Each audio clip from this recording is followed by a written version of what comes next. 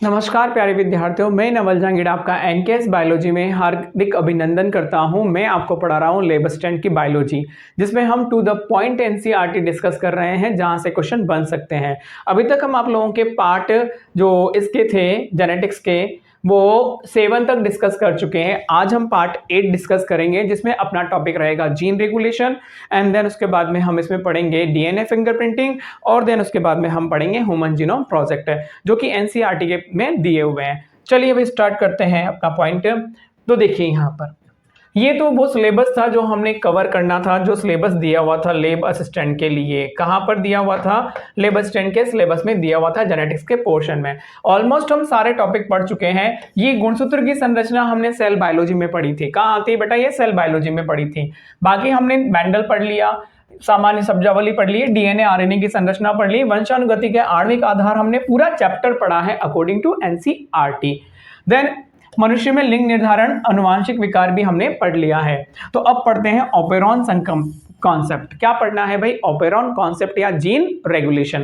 तो अब इसमें हम पढ़ने वाले हैं ऑपेरॉन कॉन्सेप्ट या जीन रेगुलेशन।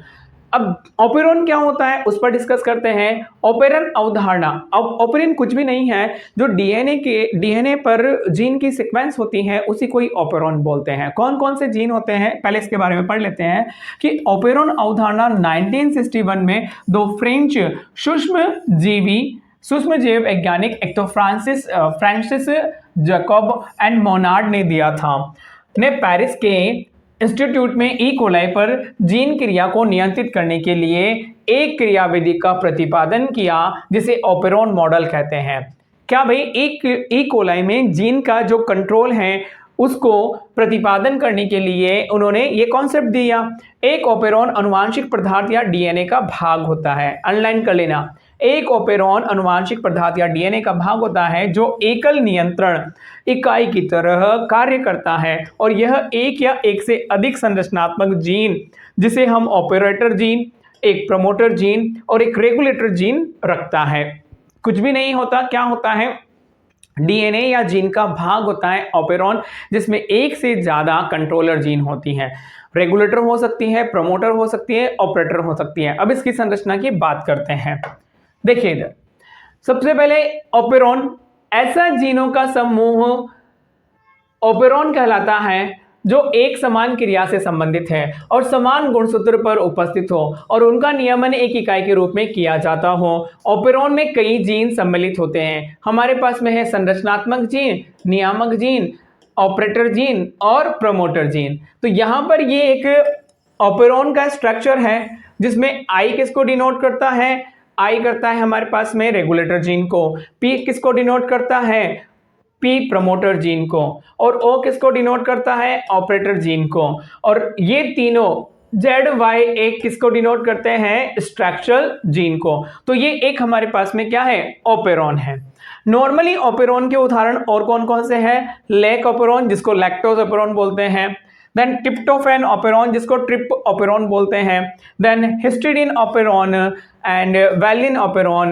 तो ये वैलिन, हिस्टिडीन तो क्या है? अमाइनो एसिड हो जाते हैं। लैक्टोज क्या है? हमारी शुगर है। ट्रिप्टोफैन क्या है? अमाइनो एसिड है।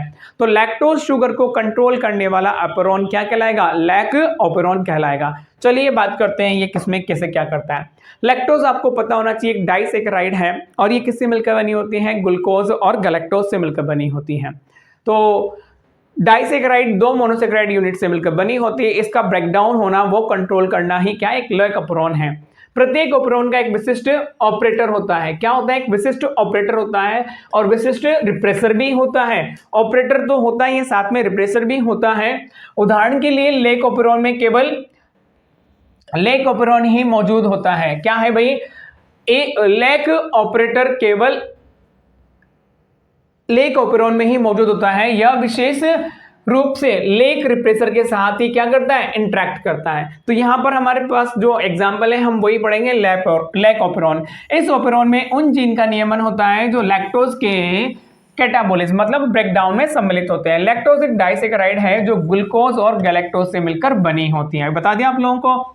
अब ये गैलेक्टोज है और ये ग्लूकोज है, इन दोनों के बीच में बनता है ग्लाइकोसिडिक बॉन्ड, जिससे बन जाता है लैक्टोज, या हम बोलते हैं इसे beta galactosidase. Beta galactosidase enzyme की प्रेजेंस में, ये तो बीटा गैलेक्टोसाइड था, और बीटा गैलेक्टोसाइडेज एंजाइम की प्रेजेंस में ये ऑन या ऑफ होता है, तो यहां पर ये ग्लूकोज और गैलेक्टोज में टूट जाता है। बीटा गैलेक्टोसाइडेज क्या करता है, ब्रेक डाउन करता है। यहीं से एक क्वेश्चन निकल कर आ गया आप लोगों का। बीटा गैलेक्टोसाइडेज ब्रेक डाउन करता है किसको, लैक्टोज को, ग्लूकोज एंड गैलेक्टोज में। चलिए अब आगे देखते हैं। जीन ऑफ लैकअपरॉन, कौन कौन सी जीन होती है लैकअपरॉन में। आरएनए पॉलीमरेज, देखो यहां पर ये जीन है, कौन कौन सी है, प्रोमोटर है, रेगुलेटर है, प्रमोटर, ऑपरेटर, एंड ये स्ट्रक्चरल जीन है ZYA। यहां से क्वेश्चन बनेंगे, यहां से क्वेश्चन बनेंगे कि क्या और कैसे। यहां पर ये रेगुलेटरी जीन एमआरएनए बनाती है, और ये एमआरएनए एक तरह से रिप्रेसर प्रोटीन है। ये क्या है, रिप्रेसर प्रोटीन है। देन ZY और A, ये क्या करता है, प्रमोटर आरएनए पॉलीमरेज के जुड़ने का स्थल है। यहां से जो आरएनए पॉलीमरेज बनता है उसके जुड़ने का स्थल है। और ये क्या है, दमनकारी प्रोटीन के जुड़ने का स्थल है। यहां से जो रिप्रेसर प्रोटीन है वो ऑपरेटर पे बाइंड हो जाती है। क्या होता है भाई, रिप्रेसर प्रोटीन यदि ऑपरेटर पे बाइंड हो जाती है तो ये प्रमोटर आगे नहीं जा पाता और ये पूरा काम रुक जाता है। तो ये रिप्रेसर ऑपरेटर से बाइंड होता है और ये पूरा काम रुक जाएगा, तो ये तीनों काम नहीं होते हैं। तो ZYA नॉर्मली क्या काम करते हैं, ZYA एक एमआरएनए बनाते हैं, कौन सा, जिसे हम बोलते हैं पॉलीसिस्टोनिक लेक एमआरएनए। अब इसमें अलग अलग एंजाइम बनाने की इंफॉर्मेशन होती है। जेड कौन सा एंजाइम बनाता है, बीटा गैलेक्टोसाइडेज, जो लैक्टोज को ग्लूकोज एंड गैलेक्टोज में तोड़ता है। परमिएज कौन सा है, जो लैक्टोज को कोशिका के प्रवेश के अंदर एंटर करवाता है, इसलिए परमिएज। ट्रांस एसिटाइलेज क्या करता है, एसिटाइल को एंजाइम ए से एसिटाइल ग्रुप को गैलेक्टोसाइडेज पर स्थानांतरित करता है। एसिटाइल को ए से एसिटाइल ग्रुप को गैलेक्टोसाइडेज पर स्थानांतरित करता है। तो ये तीनों के काम आपको याद रखने हैं। यहां से क्वेश्चन बनेगा, यहां से क्वेश्चन बनेगा कि क्या क्या काम करते हैं ZYA। तो याद रखना A सबसे पीछे है, ZYA सबसे आगे है। A सबसे क्या है, पीछे, और A से याद रखना है हमें एसिटाइल ग्रुप। A से क्या रखना है, एसिटाइल ग्रुप। Y किसके लिए है, परमिएज के लिए। Z किसके लिए है, ब्रेकडाउन के लिए, लैक्टोज को तोड़ता है। लैकओपेरॉन में एक रेगुलेटरी जीन और 3 क्या होती है, स्ट्रक्चरल जीन होती है। रेगुलेटरी तो एक होती है, स्ट्रक्चरल ZYA होती है। यहां से क्वेश्चन बनेगा ही बनेगा, वेरी वेरी इंपॉर्टेंट है। ये पूछ सकते हैं और थ्योरी में पूछेंगे आप लोगों को, थ्योरी में इनके काम पूछ सकते हैं तीनों को, और मैथ्स द कॉलम में क्वेश्चन बन सकता है यहां से। चलिए भाई अब इसकी प्रोसेस हम समझते हैं। जब लैक्टोज क्या है, एब्सेंट है, लैक्टोज नहीं है तो काम नहीं होगा। कैसे नहीं होगा, यहां पर जो ये रेगुलेटरी जीन है ये रिप्रेसर बनाती है, और ये रिप्रेसर किससे बाइंड होता है, ऑपरेटर से बाइंड होता है। ऑपरेटर से बाइंड होता है तो ये आरएनए पॉलीमरेज यहां पर काम नहीं कर पाएगा। देखो लैक्टोज की अनुपस्थिति में दमनकारी प्रोटीन ऑपरेन के ऑपरेटर क्षेत्र से जुड़ जाती हैं और आरएनए पॉलीमरेज को ऑपरेटर ट्रांसक्राइब करने के लिए रोकता है, और संरचनात्मक जीन से एमआरएनए का निर्माण क्या होता है, बंद कर जाता है। ये पूरा प्रोसेस नहीं होता, ना ट्रांसक्रिप्शन होता है ना ही ट्रांसलेशन होता है। लेकिन जब लैक्टोज उपस्थित होता है, लैक्टोज प्रेजेंस होता है, तो यहां पर ये रेगुलेटरी जीन तो बना दी, क्या वापस से रिप्रेसर बना, यहां पर रिप्रेसर बना दिया, लेकिन इस रिप्रेसर से ये लैक्टोज क्या होता है, लैक्टोज एक इंड्यूसर है, वो इससे बाइंड हो जाता है जिससे ये फ्री हो जाता है। ऑपरेटर क्या होता है, इसे नहीं जुड़ पाता। अब जो दमनकारी था रिप्रेसर वो ऑपरेटर से नहीं जुड़ पाता, और ये आरएनए पॉलीमरेज जो प्रमोटर से जुड़कर बाकी का ये सारा प्रोसेस करवाता है। तो ZYA तीनों मिलकर एक क्या बनाते हैं, लैक एमआरएनए बनाते हैं।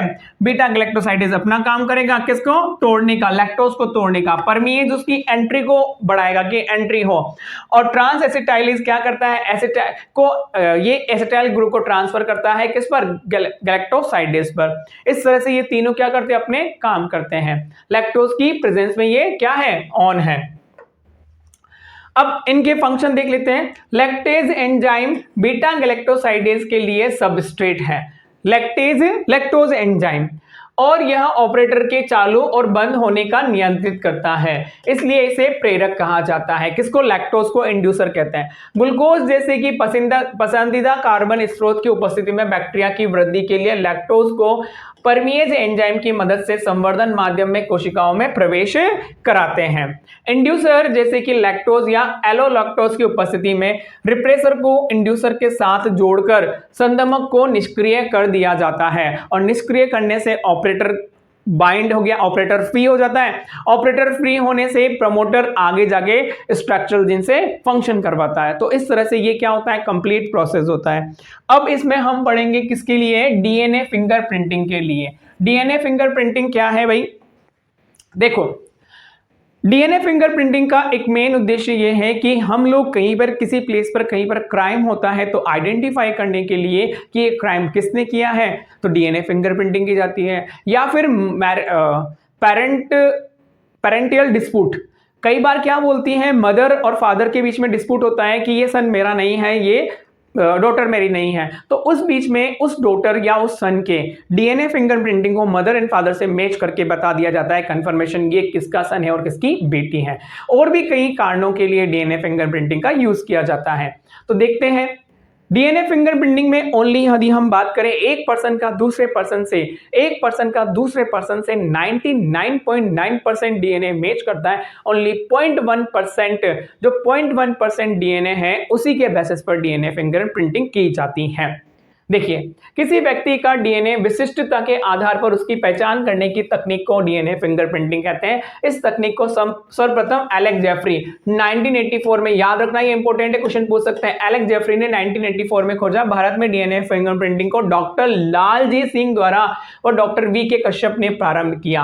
अंडरलाइन करें, यहां से क्वेश्चन बन सकता है। सभी मनुष्य में डीएनए के लगभग समान होता है, परंतु बहुत कम मात्रा में डीएनए सभी व्यक्तियों के लिए भिन्न होता है, जिसका उपयोग वैज्ञानिक व्यक्ति विशेष की पहचान करने में करते हैं। डीएनए में पाई जाने वाली इस विभिन्नता को पॉलीमॉर्फिज्म कहा जाता है। जो डिफरेंस पाया जाता है उसे पॉलीमॉर्फिज्म कहते हैं। और यही डीएनए टाइपिंग का आधार है या फिंगरप्रिंटिंग का आधार है। यह विशिष्ट स्थलों पर डीएनए की लंबाई में भिन्नता रखता है।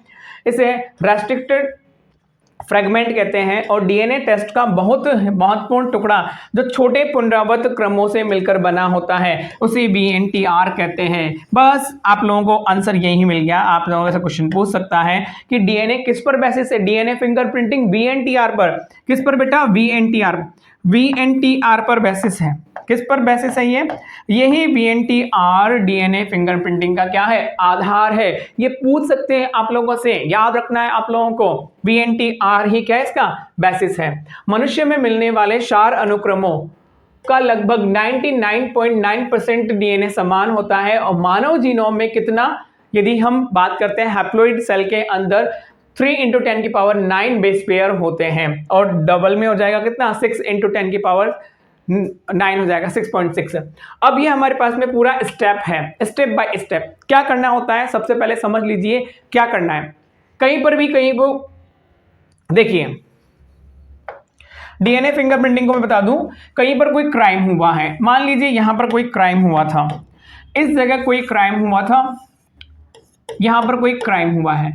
क्राइम में यहां पर ब्लड के या कुछ भी मान लीजिए हेयर है, सैंपल मिल गए हैं और पर्सन जिसकी डेथ हुई थी वो यहां पर है। ये पर्सन, इसकी डेथ हुई थी, ये पर्सन डेथ हो गई है। तो अब यहां पर जिसका हमें क्या करना है, जिस पर हमें थोड़ा सा भी शक है, तो हमारे पास में 2 विटनेस थे, A एंड B। ये क्राइम पर्सन को हमें क्या है, इन पर डाउट है कि A है या B है। तो यहां से हम क्या करेंगे, सबसे पहले तो A या B जो है, A या B, A और B के क्या लेंगे? ब्लड सैंपल लेंगे। क्या लेंगे बेटा? ब्लड सैंपल लेंगे। ब्लड सैंपल लेने से यहां से इन दोनों का डीएनए हम अलग कर लेंगे। A का डीएनए ये रहा और B का डीएनए ये रहा। इस डीएनए में से हम लोग यहां पर सबसे पहले तो देख लो आप लोग क्या बनाते हैं। डीएनए मैंने अलग किया। ये डीएनए हमारे पास में ऐसा डबल स्टैंडर्ड डीएनए था। दोनों का डीएनए कैसा था? Double standard. इस तरह से डीएनए डबल स्टैंडर्ड था। इस डबल स्टैंडर्ड डीएनए को हमने सिंगल स्टैंडर्ड में बना लिया। ये सिंगल स्टैंडर्ड डीएनए में कंप्लीट कर लिया। अब यहां पर डीएनए क्या कर दिया हम लोगों ने, इसके जो नाइट्रोजन बेस थे इस तरह के, वो हमें एक सिंगल दिखाई दे रहे हैं। और साथ में हमने यहां पर, अब ये बहुत इंपॉर्टेंट है, यहां पर हम लोगों ने इसमें क्या लगा दिए, यहां पर हमने इसमें रेडियो एक्टिव एलिमेंट लगा दिए। क्या लगा दिए? Radio active element. ये क्या है भाई? रेडियो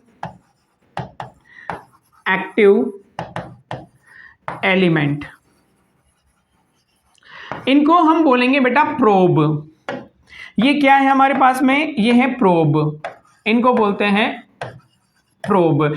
अब ये प्रोब हमारे पास में जो बने हैं, क्या बने हैं बेटा? ये प्रोब बन गए। ये जो प्रोब बने हैं, इन प्रोब को अब हम कहीं पर स्टोर कर लेंगे। क्या कर लेंगे? स्टोर कर लेंगे।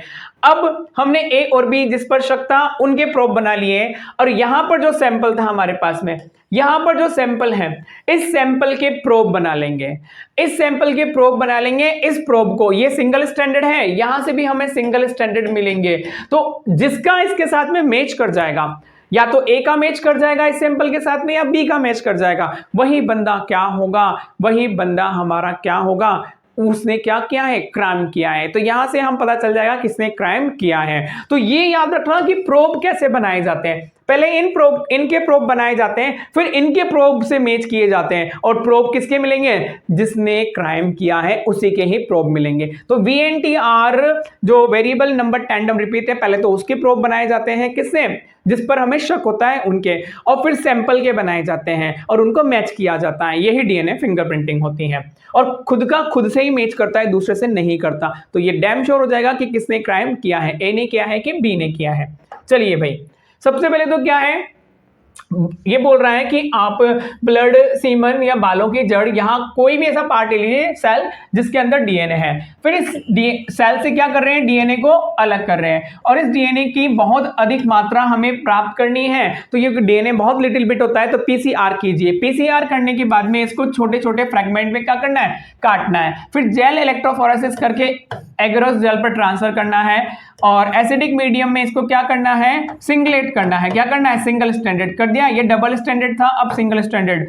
और इसको कहां लेना है? नायलॉन शीट पर लेना है। क्या लेना है? नायलॉन शीट पर। इसे बोलते हैं सॉर्दर्न ब्लोटिंग। ये इंपॉर्टेंट है, इसे क्या बोलते हैं? सॉर्दर्न ब्लोटिंग। हमारे पास में 3 टाइप की ब्लोटिंग होती है, नॉर्दर्न ब्लोटिंग, सॉर्दर्न ब्लोटिंग, और एक और ब्लोटिंग होती है प्रोटीन के लिए, RNA के लिए और DNA के लिए, वेस्टर्न ब्लोटिंग। अब नायलॉन शीट पर इसे लिया जाता है, इसे बोलते हैं सॉर्दर्न ब्लोटिंग। अब हमारे पास में जो VNTR प्रोब थे, बनाए थे मैंने VNTR प्रोब, अब ये प्रोब मैच करवाते हैं, शॉर्ट सिंगल स्टैंडर्ड DNA, और यहां पर हम लोग नायलॉन शीट पर सस्पेक्टेड 1 और सस्पेक्टेड 2 से मैच करवाते हैं, और जिससे हमारा डेवलपमेंट ऑफ एक्सरे फिल्म हम देखते हैं, जिससे मैच कर जाता है, उसी ने क्या किया है? क्राइम किया है। तो ये हमारा DNA फिंगरप्रिंटिंग का एक क्या है? पैटर्न है पूरा। अब मानव जीनोम प्रोजेक्ट क्या है? मानव के अंदर जितनी भी जीन है उनकी सीक्वेंस पता करना, और सीक्वेंस का क्या फंक्शन है उनको पता करना। मानव जीनोम का क्या है? एम है, लक्ष्य। देखिए, लक्ष्य किसके? ह्यूमन जीनोम प्रोजेक्ट के। मानव के DNA में मिलने वाले ह्यूमन जीनोम या HGP के कुछ महत्वपूर्ण लक्ष्य निम्नलिखित हैं। लगभग 20,000 से लेकर 25,000 सभी जीनों के बारे में पता लगाना। आप लोगों को बता दूं कि अप्रोक्सीमेट ज्यादा जीन नहीं है, 30,000 के आसपास जीन है। मानव DNA को बनाने वाले 3 बिलियन रासायनिक क्षार युग्मकों के अनुक्रम को निर्धारित करना, उपरोक्त जानकारी को आंकड़ों के रूप में संग्रहित करना और इनको स्टोर करके रखना, इन फ्यूचर में काम आएंगे। आंकड़ों के विश्लेषण है तो नई तकनीक का सुधार करना, नई नई टेक्नोलॉजी में इनको क्या करना? यूज करना। और इसी के साथ साथ में यदि इनका यूज किसी नैतिक, कानूनी या सामाजिक मुद्दों के लिए भी करने के बारे में हम सोच सकते हैं। अब मानव जीनोम जो प्रोजेक्ट था, ह्यूमन जीनोम प्रोजेक्ट, उसकी क्या विशेषताएं हैं? क्या हमें इससे स्पेसिफिक जो प्रोसेस हुआ? देखो, मानव जीनोम परियोजना से प्राप्त विशेष परिरक्षण कुछ हैं। मानव जीनोम में 3,164.7 करोड़ क्षार युग्म मिले हैं। कितने मिले हैं भाई? बेस्ट पेयर हमें 3,164.7। औसतन प्रत्येक जीन में, ईच जीन में 3,000 क्षार स्थित होते हैं, 3,000 नाइट्रोजन बेस स्थित होते हैं, जिनके आकार में अधिक विभिन्नताएं होती हैं। मनुष्य को ज्ञात सबसे बड़ी जीन बस यहां से क्वेश्चन पूछ सकते हैं, ये एनसीईआरटी की लाइन है। मनुष्य की ज्ञात सबसे बड़ी जीन डिस्ट्रोफिन है में 2.4 करोड़ सार मिलते हैं। ये इंपॉर्टेंट है, यहां से क्वेश्चन बन सकता है, याद रखना ये इंपॉर्टेंट लाइन है कि सबसे बड़ी जीन तो डिस्ट्रोफिन है। क्या है भाई, सबसे बड़ी जीन तो डिस्ट्रोफिन है और उसमें कितने सार हैं, 2.4 करोड़ सार हैं। देन नेक्स्ट हम पढ़ेंगे इसमें जीन की संख्या 30,000 है, जो पहले की अनुमानित संख्या की 80,000 से या कितनी 140,000 से काफी कम है। लगभग सभी 99.9% लोगों में मिलने वाले न्यूक्लियोटाइड सार एक समान होते हैं, ओनली कितना 0.1 डिफरेंट होता है। खोजी गई 50% से अधिक जीन के कार्य के बारे में जानकारी प्राप्त है। जितनी भी जीन हमने खोजी है उसमें से 50% के जो फंक्शन है उनके बारे में इनको पता है। 2% से कम जीनोम प्रोटीन कूट लेखन करता है। जीनोम कितना है 3.3 इंटू 10 की पावर 9, उसमें से ओनली 2% जीनोम ही क्या करता है, प्रोटीन सिंथेसिस करता है। ये इंपॉर्टेंट लाइन है, याद रखना। मानव जीनोम के बहुत बड़े भाग का निर्माण पुनर्निर्माण अनुक्रिया द्वारा होता है। पुनरावर्ती अनुक्रम डीएनए के फैले हुए भाग जिनकी कभी कभी 100 से 1000 बार पुनरावृत्ति होती है, जिनके बारे में यह विचार है कि इनका सीधा कूट लेखन से कोई कार्य नहीं है, मतलब जेनेटिक कोड से कोई मतलब नहीं है, लेकिन इनके गुणसूत्र की संरचना और गतिकी और विकास के बारे में जानकारी प्राप्त होती है। अब इंपॉर्टेंट लाइन, गुणसूत्र 1 में सर्वाधिक जीन होते हैं। जो क्रोमोसोम 1 होता है उसमें कितनी 2968 जीन, वो वाई गुणसूत्र में सबसे कम जीन होती है, याद रखना। वाई गुणसूत्र में सबसे कम और 1 में सबसे ज्यादा। वैज्ञानिकों ने मानव में लगभग 1.4 करोड़ जगहों पर अलग अलग 11 सार सिंगल न्यूक्लियोटाइड पॉलीमॉर्फिज्म, क्या बोलते हैं, सिंगल न्यूक्लियोटाइड पॉलीमॉर्फिज्म जिसे सिनिप्स कहा जाता है का पता लगाया है। बट सिंगल न्यूक्लियोटाइड के बेसिस पर जो बहुरूपता पाई जाई है वो कितनी जगह पर है, 1.4 करोड़ जगहों पर है, अनलाइन कर लेना। मानवों में जो polymorphism only single nitrogen base के बेसिस पर है वो 1.4 करोड़ पर जगहों पर है। उपरोक्त जानकारी से गुणसूत्रों में उन जगहों जो रोग आधारित अनुक्रमक मानव इतिहास का ही पता लगाने में सहायक है के बारे में जानकारी एकत्र करने में काफी सहयोग प्राप्त किया है। यहां तक हमने पूरा topic human genome project, DNA fingerprinting और जीन रेगुलेशन तीनों कंप्लीट कर लिए हैं। यहां तक अपना जेनेटिक पोर्शन कंप्लीट हुआ। आगे हम आपका नेक्स्ट टॉपिक जो सिलेबस में दिया हुआ है एनिमल किंगडम, उसको लेकर आएंगे। आपको जो भी डाउट हो मुझे कमेंट करके बता देना। Thank you so much. To the point मैंने आपको एनसीईआरटी पढ़ाई है और कोई फालतू एक्स्ट्रा बात नहीं कही है, इसलिए वीडियो अपना थोड़ा छोटा हो सकता है। सारे वीडियो मैंने टू द पॉइंट पढ़ाए हैं। Thank you so much.